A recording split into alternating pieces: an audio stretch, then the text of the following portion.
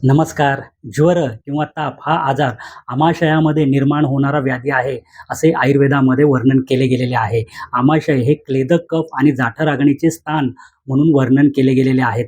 ज्या वेळेला चुकीचा आहार विहार केल्यामुळे शरीरामधील क्लेदक कफ वाढतो आणि असा आमाशयामध्ये वाढलेला क्लेदक कफ हा त्या ठिकाणच्या जाठर मंद करतो आणि असा जाठर मंद झाल्यामुळे शरीरामध्ये आमाची निर्मिती होते आणि अशी आमवृद्धी झाल्यामुळे सर्व स्रोतसांचा अवरोध होतो आणि स्रोतसांचा अवरोध झाल्यामुळे शरीरामधील देहोष्मा किंवा शरीराचे टेम्परेचर हे वाढले जाते. त्यामुळे ज्यावेळेस ज्वर किंवा ताप आलेल्या व्यक्ती दुसऱ्याला स्पर्श करते, त्यावेळेस ताप आलेल्या व्यक्तीच्या शरीराचे तापमान हे गरम जाणवत असते. तर अशा वेळेस जेवण करणे किंवा प्रमाणापेक्षा जास्त अन्न घेणे हे योग्य आहे का?